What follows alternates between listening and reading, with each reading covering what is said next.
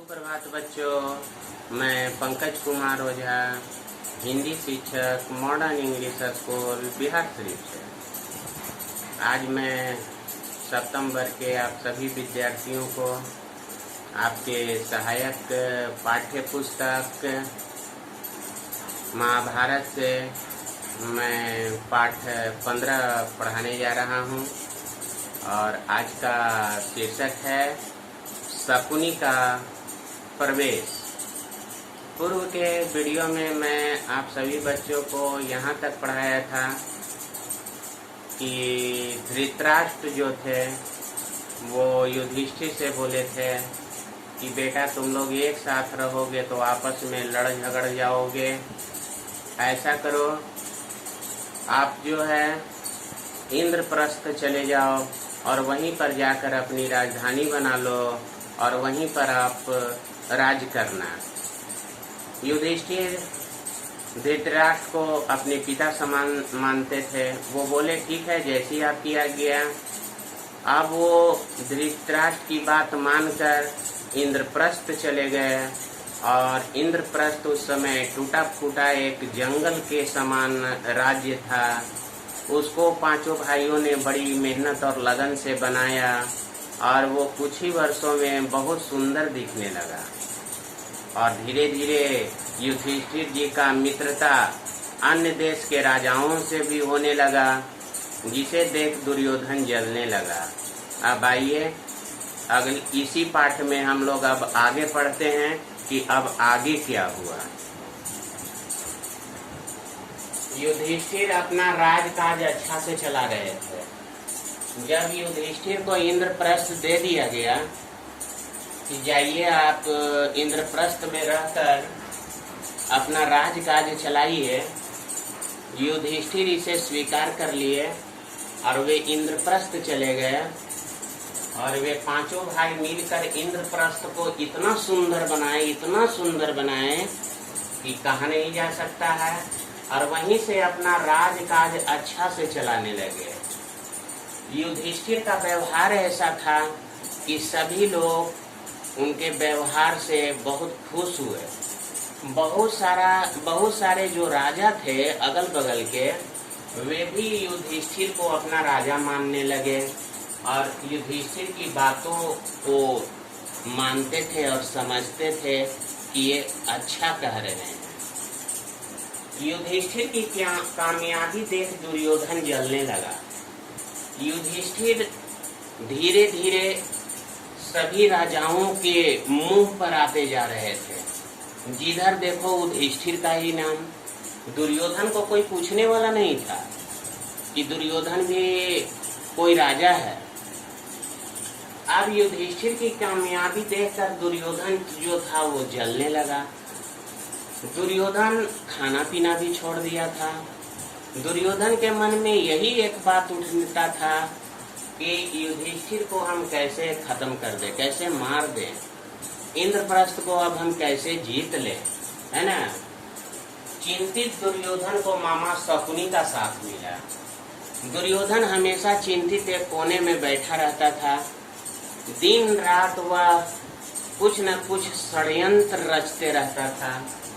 उसके दिमाग में कुछ चलते रहता था कि युधिष्ठिर और इंद्रप्रस्थ को कैसे बर्बाद किया जाए।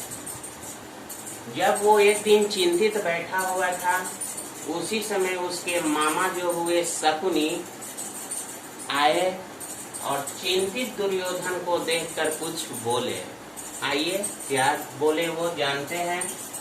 शकुनी बोला, द्रोणाचार्य, कर्ण, भीष्म तुम्हारे साथ। शकुनी बोला किससे? दुर्योधन से। बेटा तुम चिंता क्यों करते हो? तुम भी राजा हो, धन दौलत की कमी नहीं है। तुम्हारे यहाँ द्रोणाचार्य हैं, कर्ण हैं, भीष्म हैं, मैं खुद मामा शकुनी हूँ।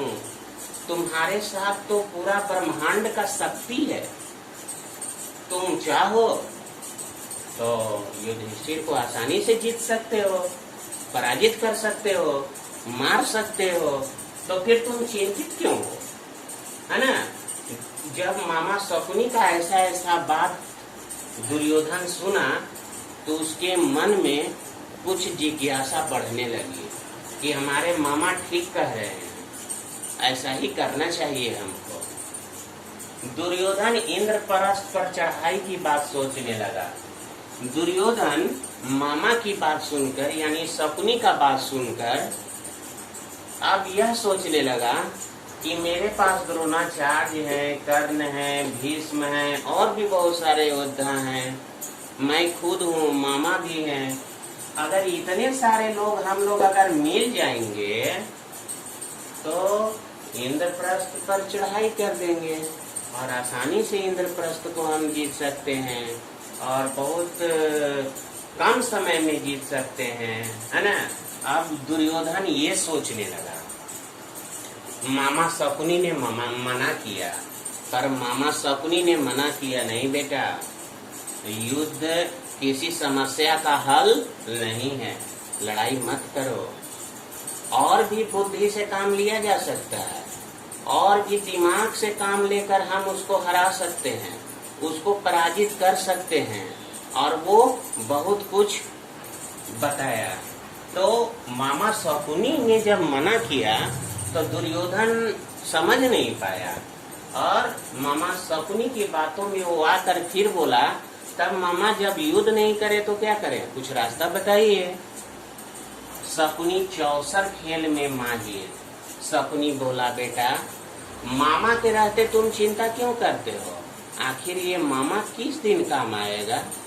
देखो, मैं चौसर खेल खेलने में माहिर हूँ और मैं चौसर खेल ऐसा खेलता हूँ, एक तरह से चौसर खेल जुआ होता है। मैं ये चौसर खेल ऐसा खेलता हूँ जो कि मैं किसी को भी पराजित कर सकता हूँ। तुमको दुर्योधन बस एक काम करना है, ऐसा करो, तुम चौसर खेल खेलने के लिए इंद्रप्रस्थ तुम निमंत्रण भेज दो, उन लोगों को न्योता दे दो और वो लोग न्योता स्वीकार कर लेंगे, तब तो फिर सारा मेरे मुट्ठी में है उन्हें हराना। मैं तुम्हारी तरफ से चौसर खेल खेलूंगा और पांडवों को पराजित कर दूंगा और पांडवों को मैं ऐसा पराजित करूंगा, ऐसा पराजित करूंगा कि इंद्रप्रस्थ भी मैं तुम्हें दे दूंगा और भी मैं बहुत सारा चीज उन लोगों से हरवा दूंगा और सारे उन लोगों का हारा हुआ चीज तुम्हारा हो जाएगा। शकुनी की ऐसी बात सुनकर दुर्योधन बहुत खुश हुआ और बोला, हाँ मामा, ये बात ठीक है, युद्ध भी नहीं करना पड़ेगा और इंद्रप्रस्थ भी मेरा हो जाएगा। धृतराष्ट्र ने मना किया। तब शकुनी और दुर्योधन धृतराष्ट्र के पास जाकर मिले और जाकर के सारी बात को बताए।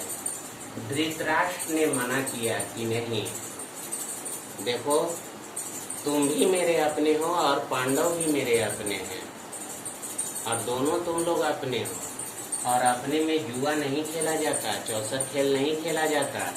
अगर तुम लोग खेलोगे तो ये बर्बादी की ओर जाओगे, ये कोई अच्छी बात नहीं है। पर धृतराष्ट्र अपने बेटा के आगे झुक गए और बोले, ठीक है बेटा, जैसा करना है वैसा ही करो। विदुर बोले, कौरव नाश की ओर। जब धीरे धीरे इस बात की सूचना जब विदुर जी को पता चला तब विदुर जी मन ही मन बोलने लगे कि अब कौरव नाश की ओर बढ़ रहा है। चौसर का निमंत्रण देकर दुर्योधन अच्छा नहीं कर रहा है और अपने भाइयों के प्रति षड्यंत्र रच रहा है, वो अच्छा नहीं कर रहा है। बच्चों, यहाँ पर आपने शकुनी के परिवेश के बारे में पढ़ा और समझा। यानी आज मैं यहीं तक पढ़ा रहा हूँ आप लोगों को कि चौसर का खेल के लिए निमंत्रण अब पड़ने वाला है। अगले वीडियो में निमंत्रण मिलने के बाद पांडव क्या करते हैं उसके बारे में विशेष रूप से बताऊंगा। इस वीडियो को ध्यान से आप सभी बच्चे देखेंगे और आत्मसात करेंगे। तब तक के लिए धन्यवाद। आपका दिन मंगलमय।